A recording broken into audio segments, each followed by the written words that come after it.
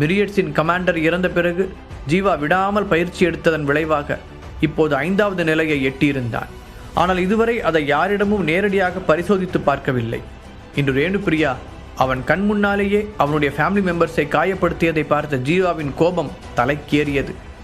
அவன் அவளுக்கு எதிராக தன்னுடைய முழு ஆற்றலையும் பயன்படுத்த தீர்மானித்தான். நீ 5வது லெவலை கடந்துட்டியா? அவனுடைய தாக்குதலின் வேகத்தை பார்த்த ரேணு ஆச்சரியத்துடன் கேட்டாள். ஜீவாவின் வாள் வந்த வேகத்தை பார்த்த அவள் கண்ணிமைக்கும் நேரத்தில் தன்னுடைய வாளை எடுத்து அதை தடுத்திருந்தாள். இருந்தாலும் அவனிடமிருந்து வெளிப்பட்ட சக்தியின் அளவை அவள் எதிர்பார்க்கவில்லை. இருவரின் ஆற்றலும் மோதிய வேகத்தில் அந்த வீடு முழுவதும் பலத்த காற்று வீசியது. சுவற்றில் மாட்டியிருந்த போட்டோ ஃப்ரேம்களும் அலங்கார விளக்குகளும் கீழே விழுந்து உடைய, அதுவரை இதை சாதாரண சண்டை என நினைத்த எல்லோருடைய முகங்களிலும் ஒரு திகில் பரவியது. நல்ல வேளையாக கண்ணாடிகள் உடைந்து கீழே விழுந்தாலும் ஜீவா ஃபேமிலியைச் சேர்ந்த யாருக்கும் அடிபடவில்லை. இன்னைக்கு உங்ககிட்ட சண்டை போடுற ஐடியாலாம் எனக்கு இல்லை, ஆனால் நீ தான் என் மனசை மாத்திட்ட சொன்ன ஜீவா தன் வாளை வேறொரு கோணத்தில் இருந்து அவள் மீது வீசினான். நானும் ஒரு உண்மையை சொல்லிதான் ஆகணும். நீ உண்மையாகவே நல்ல சண்டை போடுற. அந்த ஹரிஷோட ஃப்ரெண்டுன்னு ப்ரூவ் பண்ணிட்ட. ஆனால் என்ன பண்ணுறது, நீ உன்னோட சக்தியை அதிகப்படுத்திக்கிட்டது மாதிரியே நானும் ப்ராக்டிஸ் மூலமாக 6வது நிலையை கடந்துட்டேன் சொன்ன ரேணுவின் முகத்தில் அதை பற்றிய பெருமை தெரிந்தது. 2 பேரின் வாள்களும் விடாமல் மோதிக்கொண்டே இருக்க வெற்றி தோல்வியை தீர்மானிக்க முடியாமல் இருவரும் சமநிலையில் இருந்தனர். அப்போது திடீரென ஒரு முடிவெடுத்த ரேணு தன்னுடைய முழு சக்தியையும் திரட்டி ஜீவாவின் வயிற்றை நோக்கி ஒரு உதைவிட்டாள். அவள் மிக கஷ்டப்பட்டு இந்த 6வது நிலையை எட்டியிருந்தாள். அதனால் அவளுடைய சக்தியின் அளவு சொல்ல முடியாத அளவுக்கு பெரிதாக இருந்தது. ஜீவா ஏதோ ஒரு அதிவேக ரயில் தன் மீது வந்து மோதுவதை போல உணர்ந்தான். அவன் அதற்கு ரியாக்ட் செய்வதற்கு முன்பே தூக்கி வீசப்பட கிட்டத்தட்ட 8 அடி உயரத்திற்கு மேல் சென்று தரையில் தொப்பென்று விழுந்தான். திவ்யா கதறிக்கொண்டு அவன் அருகில் ஓடி வந்தபோது ஜீவாவின் உதட்டோரத்திலிருந்து ரத்தம் கோடாக வழிந்தது. ஜீவா ப்ளீஸ், என்னை பயமுறுத்தாதீங்க. ஏற்கனவே நிறைய தடவை இந்த வலியை அனுபவிச்சிட்டேன். இன்னொரு தடவை நீங்கள் சாவோட போராடுறதை என்னால் பார்க்க முடியாது. திவ்யா தாங்க முடியாமல் அழ ஜீவா மெதுவாக கண்களை திறந்து பார்த்தான். என்னை பற்றி கவலைப்படாத சொன்னவன் தன் உடலில் இருந்து ரத்தம் வெளியேறுவதை உணர்ந்தான். திவ்யா, நீ உடனே இங்கிருந்து ஓடு. எப்படியாவது ஹரிஷை கான்டாக்ட் பண்ணி அவனை இப்போதைக்கு சென்னைக்கு வர வேண்டான்னு சொல்லு. திணறியபடி ஜீவா சொல்ல, அவ கிளம்புறதுக்கு நான் முதல்ல பெர்மிஷன் கொடுக்கணுமே. அவ இங்கிருந்து கிளம்பலான்னு நான் சொல்லவே இல்லையே. கேட்டபடி திவ்யாவின் முன்னால் வந்து நின்ற ரேணு அவளை அடிப்பதற்காக கையை ஓங்கினாள். திவ்யா ஓடு கத்தியபடி அங்கே உடைந்து கிடந்த ஜன்னலை காண்பித்த ஜீவா ரேணுவை பிடித்து ஒரே தள்ளாக தள்ளினான். கீழே விழப்போய் சமாளித்து நின்ற ரேணுபிரியா கோபத்துடன் ஜீவாவை பார்த்ததுடன் அவனுடைய முதுகில் ஓங்கி அடித்தாள். அந்த நிலையிலும் திவ்யாவை பார்த்தவன் அவளை ஓடும்படி செய்கை செய்ய, இதற்கு மேல் தான் அங்கிருப்பது ஜீவாவுக்குத்தான் பாரமாக இருக்கும் என்பதை புரிந்து கொண்ட திவ்யா கண்களில் வழிந்த கண்ணீரை அடக்கிக் கொண்டு அந்த ஜன்னலில் ஏறி குதித்து மறுபக்கம் விழுந்தாள். உன்னை இப்பவே நான் சாகடிக்கணும்னு நினைக்கிறியா? கோபமாக கேட்ட ரேணுபிரியா மீண்டும் ஜீவாவை கடுமையாக தாக்க அவன் கீழே விழுந்தான். ரேணுபிரியா திவ்யாவை துரத்த விரும்பினாள். ஆனால் அவளால் தன் உடம்பை கூட அசைக்க முடியவில்லை. அவள் குனிந்து கீழே பார்க்க ஜீவா அவளுடைய கால்களை கெட்டியாக பிடித்து கொண்டிருந்தான்.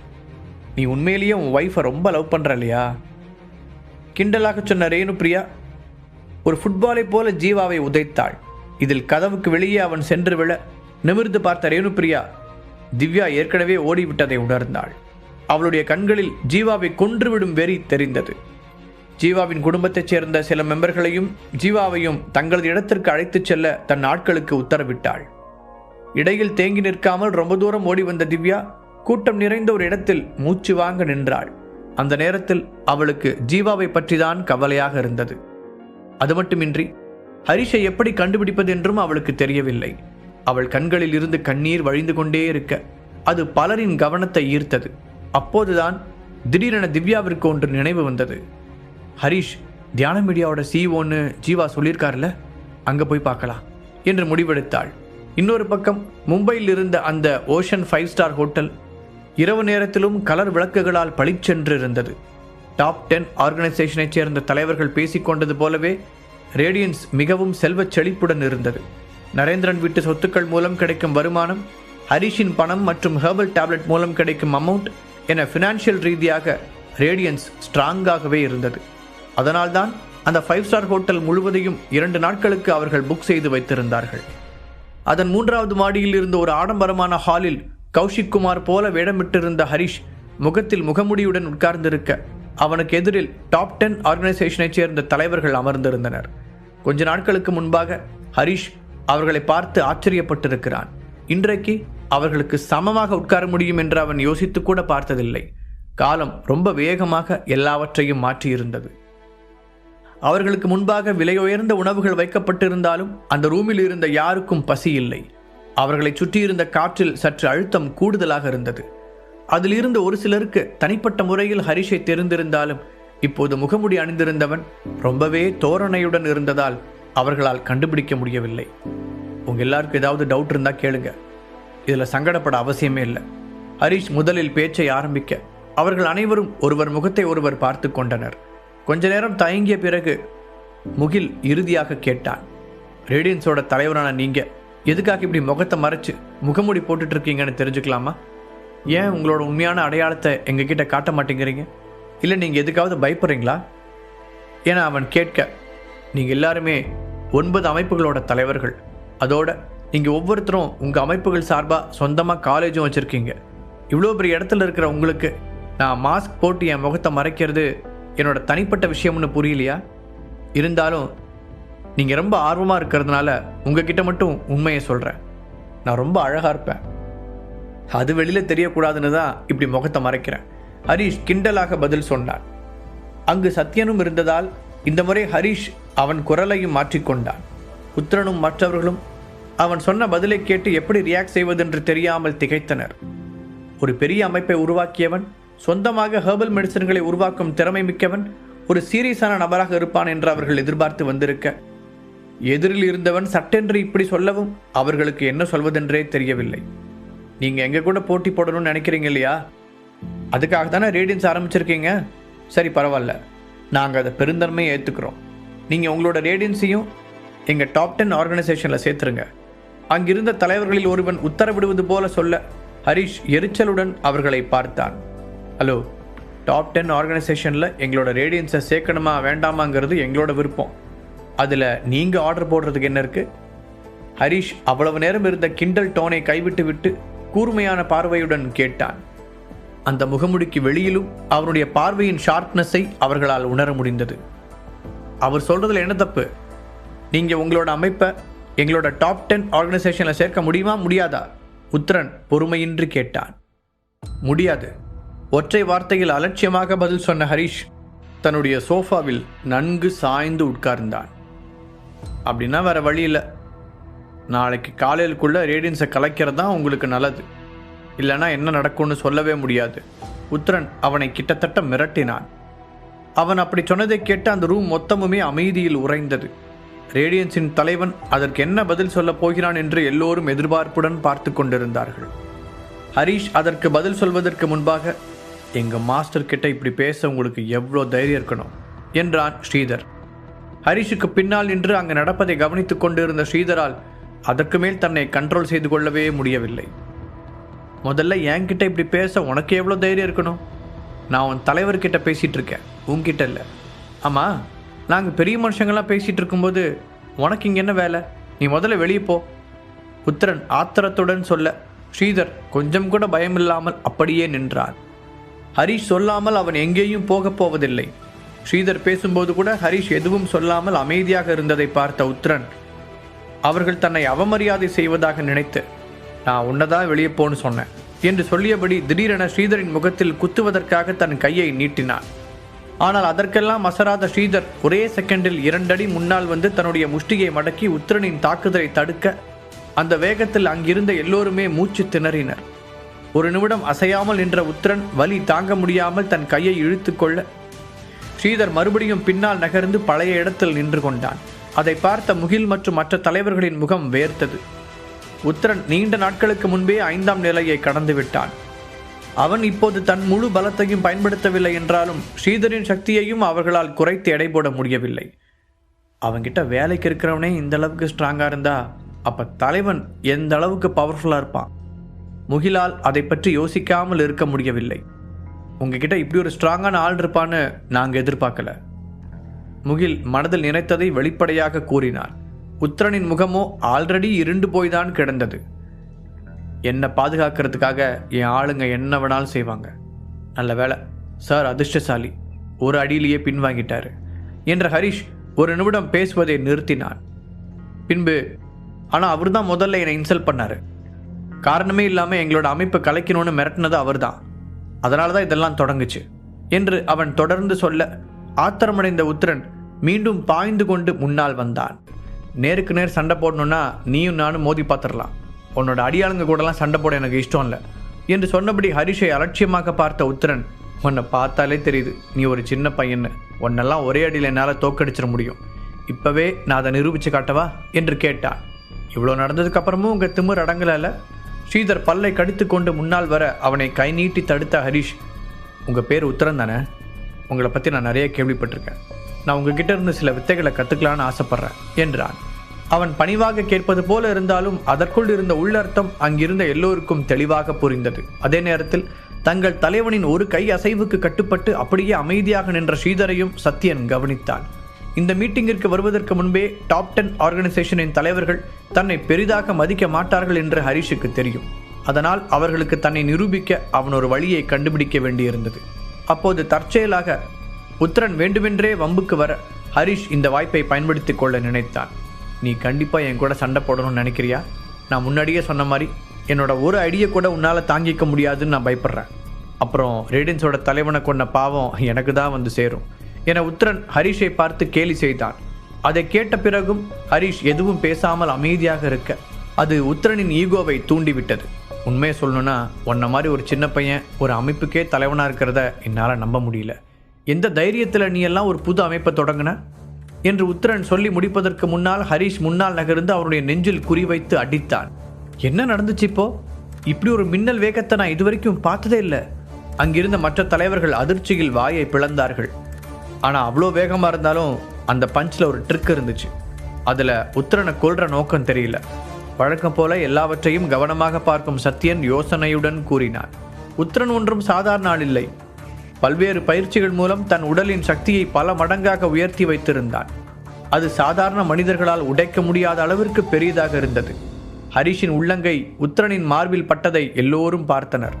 அவர்கள் இருவரின் உடம்பில் இருந்தும் அபரிமிதமான சக்தி வெளிப்பட அது இரண்டும் மோதிக்கொண்டதில் தீப்பொறி பறந்தது.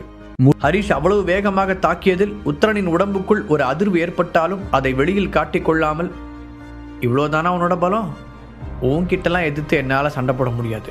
நீ வேணா இன்னும் கொஞ்ச நாள் போய் ப்ராக்டிஸ் பண்ணிட்டு வா, அதுக்கப்புறம் நம்ம சண்டை போடுறத பற்றி யோசிச்சுக்கலாம் உத்தரன் நக்கலாக சொல்ல, இங்கே சண்டை போடுற அளவுக்கு இடம் இல்லை.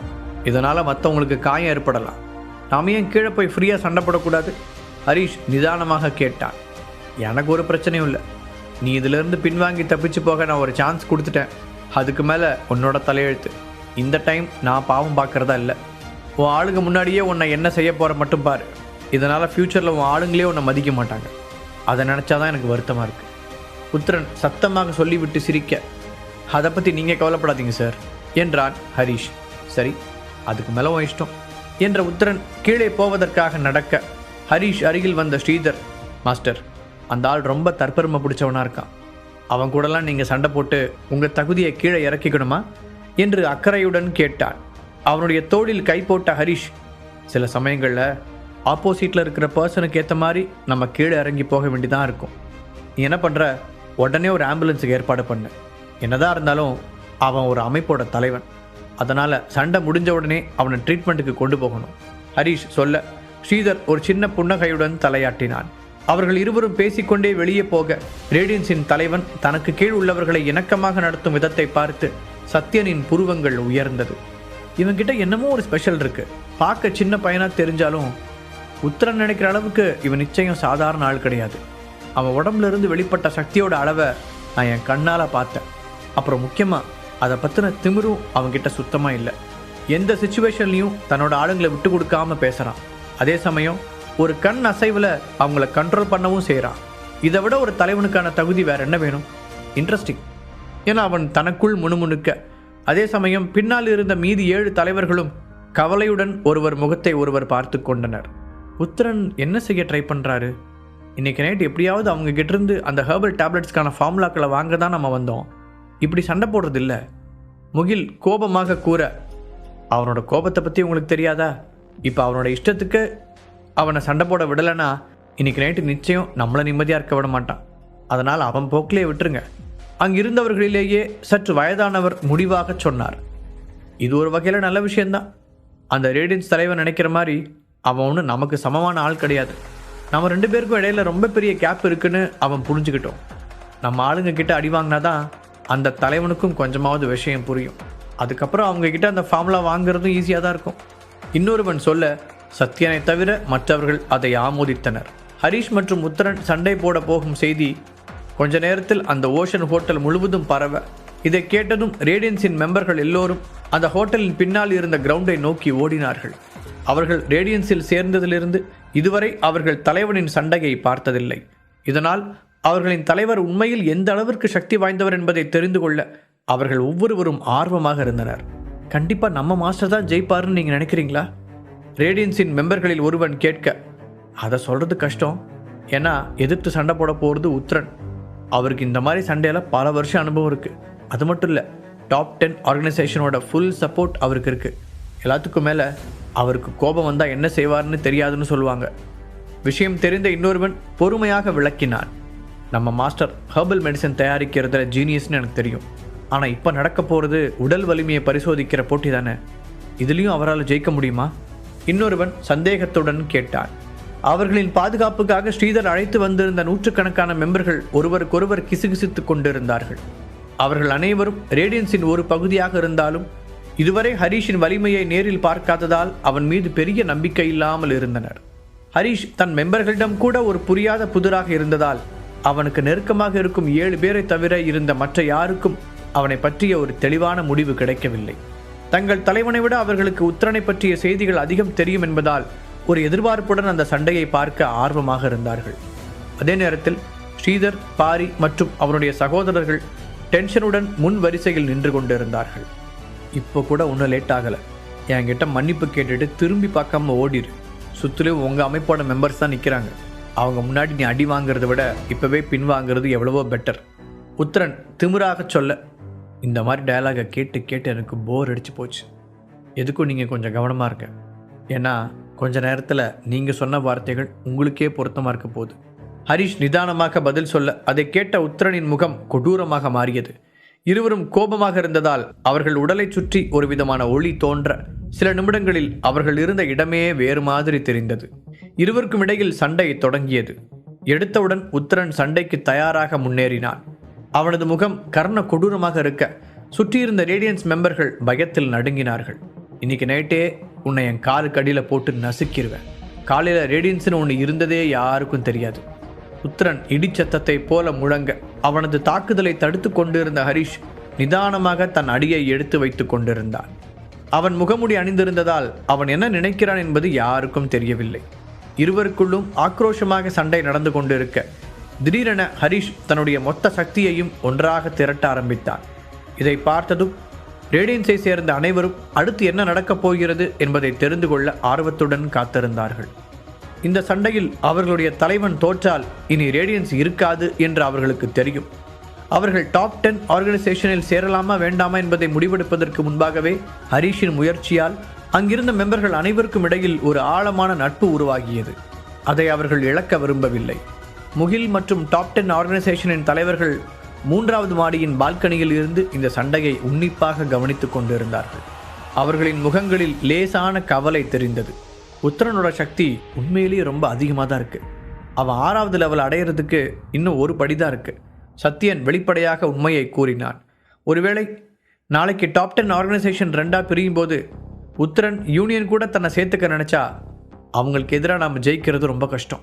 யூனியனோட தலைவர் ரேணுபிரியா சமீபத்தில் 6வது லெவலை கடந்துட்டதா கேள்விப்பட்டேன். முகில் கூறியதும் இதை கேட்ட மீதி இருந்த 6 தலைவர்களின் கண்களிலும் பயம் தெரிந்தது. இருந்தாலும் உத்தரனுக்கு முன்னால் நேருக்கு நேர் நின்று கொண்டிருந்த ஹரீஷிடம் எந்த பயமும் இல்லை. மாறாக அவன் உத்தரனை வந்து தன்னை தாக்கும்படி அழைத்து செய்கை செய்து கொண்டிருந்தான். அதை பார்த்து கொண்டிருந்த அனைவரும் ஹரீஷ் மரணத்தையே தன்னை நோக்கி அழைப்பதாக நினைத்தார்கள். உனக்கு வாழ்றதுக்கு ஆசையே இல்லை போல. அவன் உள்ளத்தில் இருந்து கொண்டிருந்த கோபம் மொத்தமும் ஹரீஷை நோக்கி திரும்பியது. யாரோ ஒருவர் அவனை இதுபோல தூண்டிவிட்டு பல வருடங்கள் ஆகிறது. அவன் முழு வேகத்துடன் ஹரிஷை நோக்கி பாய்ந்தான். அப்போது அவன் உடலில் இருந்த ஆற்றல் முழுவதும் வெளிப்பட தன் தோள்பட்டையை பயன்படுத்தி ஹரிஷின் மீது அதிவேகமாக மோத நினைத்தான். உத்தரன் வரும் வேகத்தை உணர்ந்தாலும் ஹரிஷ் தன் கால்களை ஸ்ட்ராங்காக ஊன்றி அதே இடத்தில் அசையாமல் நின்றான். அவர்களுக்கிடையில் இருந்த தூரம் பாதியாக குறையும் போது உத்தரன் வந்த அதே ஸ்டைலில் ஹரிஷும் அவன் மீது மோத முடிவு செய்து தன்னுடைய வேகத்தை கூட்டினான். ஒரு வினாடிக்கு பிறகு இரண்டு எதிரெதிர் சக்திகளும் ஒன்றோடு ஒன்று மோதிக்கொண்டன. ஒரு பெரிய சத்தம் கேட்க அவர்களை சுற்றி தூசியும் ஒளியும் நிரம்பி அந்த இடமே ஏதோ பாலைவனத்தில் சுழல் காற்று வீசுவது போல காட்சியளித்தது. அவர்கள் இருவரும் எவ்வளவு சக்தியை வெளிப்படுத்தினார்கள் என்பதற்கு இதுவே சாட்சியாக இருந்தது. இந்த தாக்குதலுக்கு பிறகு இருவரில் குறைந்த வலிமை கொண்ட ஒருவர் நிச்சயமாக தப்பி பிழைத்திருக்க முடியாது. ஒரு வழியாக புழுதி அடங்கியதும் அவங்களோட பாதங்களை பாருங்க என்று கூட்டத்தில் இருந்த யாரோ ஒருவர் கத்த எல்லோருடைய பார்வையும் அங்கே சென்றது.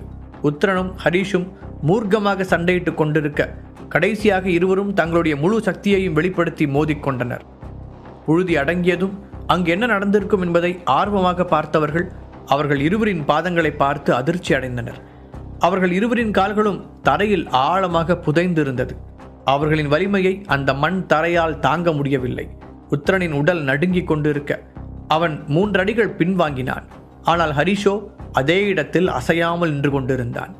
அவர்கள் இருவரும் மோதிக்கொள்ளும் போது ரேடியன்ஸின் தலைவனான ஹரிஷ் ஜெயிப்பான் என்று யாருமே எதிர்பார்க்கவில்லை. நான் முன்னாடி சொன்னதை இப்போ வாபஸ் வாங்கிக்கிறேன். நம்ம தலைவர் தான் இந்த போட்டியில் ஜெயிக்க போறாரு. ரேடியன்ஸின் மெம்பர்களில் ஒருவன் கூச்சலிட்டான். உண்மையிலேயே நம்ம தலைவர் ரொம்ப அற்புதமானவர். ரேடியன்ஸில் சேரணும்னு நான் எடுத்த முடிவு நிச்சயமாக சரியானது தான். இன்னொருவனும் உற்சாகமாக கத்தினான். இதற்கிடையில் மாடியில் இருந்து பார்த்து கொண்டிருந்த 8 பேரின் முகங்களும் சோகத்தில் மூழ்கியிருந்தது. பல வருடங்களாக அவர்கள் உத்தரனுடன் ஃப்ரெண்டாக பழகியதால் அவருடைய தாக்குதல் ஸ்டைலை அவர்கள் நன்றாக அறிந்திருந்தார்கள். அதனால் ஹரிஷுக்கு எதிரான கடைசி தாக்குதலில் உத்தரன் தன்னுடைய முழு பலத்தையும் பயன்படுத்தி விட்டான் என்பதை புரிந்து கொண்ட அவர்கள் அந்த சக்தியின் அளவை எப்படி ஹரிஷால் தாங்கிக் கொள்ள முடிந்தது என்று நம்ப முடியாமல் பார்த்தார்கள். இப்போது ஹரிஷின் கை ஓங்கியிருக்க அவன் உத்தரனுக்கு கருணை காட்ட விரும்பவில்லை. அவன் உடனே அந்த குழியில் இருந்து வெளியே வந்து உத்தரனை நோக்கி விரைந்தான். இப்போது உத்தரன் தன் முழு பலத்தையும் இழந்து சோர்ந்து போய் நின்று கொண்டிருக்க ஆயுதங்களை பயன்படுத்துவது சரியாக இருக்காது என்று நினைத்த ஹரிஷ் தன் தோள்பட்டையால் அவனுடன் மோதினான். இதனால் அந்த இடத்திலிருந்து தள்ளி விழுந்த உத்தரனுக்கு பயங்கரமாக கோபம் வந்தது. அவன் மிச்சம் மீதி இருந்த தன் ஆற்றல் முழுவதையும் ஒன்று சேர்த்து ஹரிஷை தாக்க தயாரானான். 10 ஆர்கனைசேஷனை சேர்ந்த உத்தரனும் ரேடியன்ஸின் தலைவனான ஹரிஷும் மிக ஆக்ரோஷமாக சண்டையிட்டுக் கொண்டிருந்தார்கள். அவர்கள் இருவரும் வேகமாக மோதிக்கொண்டதில் இடி இடிப்பதைப் போல பயங்கரமான சத்தம் கேட்டது. இந்த முறை இருவரும் கீழே இறங்கிய போது உத்தரனுக்கு பலமாக மூச்சு வாங்கியதால் அவன் இன்னும் சில அடிகள் பின்னால் நகர்ந்தான். ஆனால் ஹரிஷோ அதே இடத்தில் அசையாமல் நின்றான். உத்தரன், முடியலன்னா தயவு செஞ்சு இப்பவே சொல்லிடுங்க. பலவீனமான ஒருத்தரோட மோதுறதுக்கு நான் தயாரா இல்லை. அது ரேடியன்ஸுக்கு தான் அவமானம். ஹரிஷ் கிண்டலாக சொன்னான். கொஞ்ச நேரத்திற்கு முன்பாக உத்தரன் கூறிய அதே வார்த்தைகளை அவனுக்கு எதிராகவே ஹரிஷ் பயன்படுத்த உத்தரனின் முகம் சுருங்கியது. தான் சாதாரணமாக எடை போட்ட ரேடியன்ஸின் தலைவன் உண்மையிலேயே அசாதாரணமானவன் என்பதை உத்தரன் கொஞ்சம் கொஞ்சமாக உணர்ந்து கொண்டிருந்தான். ஒவ்வொரு மோதலுக்கு பிறகும் தான் சோர்ந்து போய் துவள ரேடியன்ஸின் தலைவனோ கொஞ்சம் கூட அசராமல் கல் போல இருப்பதை பார்த்து அவனுக்கு உள்ளுக்குள் அதிர்ச்சியாகத்தான் இருந்தது. 3வது மாடியில் இருந்து பார்த்து கொண்டிருந்த மற்ற தலைவர்களும் அதே உணர்வில் தான் இருந்தனர். யார் அவன் என்பது போல கண் சிமிட்டாமல் ஹரிஷை பார்த்து கொண்டிருந்தனர். ரேடியன்ஸோட ஹெட் எப்படி இவ்வளோ பவர்ஃபுல்லாக இருக்க முடியுது? அவர் எந்த லெவல் வரைக்கும் கிராஸ் பண்ணியிருக்காருன்னு கூட என்னால் கண்டுபிடிக்க முடியல. முகில் தான் பார்த்ததை நம்ப முடியாமல் திகைப்புடன் கூறினான். ரேடியன்ஸோட ஹெட் உத்தரன் அளவுக்கு அனுபவம் இல்லாதவராக இருந்தாலும் அவங்களுக்கு இடையில இருக்கிற கேப்பை ஈக்குவல் பண்ணுற அளவுக்கு அவர்கிட்ட ஸ்ட்ராங் இருக்குது. நாம் நினச்ச மாதிரி இந்த ஃபைட் ரேடியன்ஸ் ஹெட்டுக்கான பாடமாக இருக்காது. உத்தரனுக்கு தான் ஒரு பெரிய லெசனாக இருக்க போகுது. இனியாவது எப்பவும் அவன் யோசிச்சு பேசுவான்னு நினைக்கிறேன், சத்யன் நிதானமான குரலில் சொன்னான்.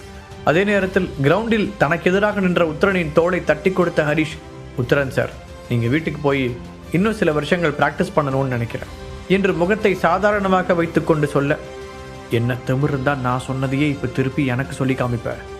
அப்படி உன்கிட்ட தோற்று போகிற அளவுக்கு இந்த உத்தரன் இன்னும் மோசமான நிலைமைக்கு போகலை என சொன்னவன் ஹாலிவுட் மூவிகளில் வரும் கொரில்லாக்களைப் போல தன் 2 கைகளையும் மார்பில் குத்தியபடி தலையை உயர்த்தி சத்தமான குரலில் கத்தினான்.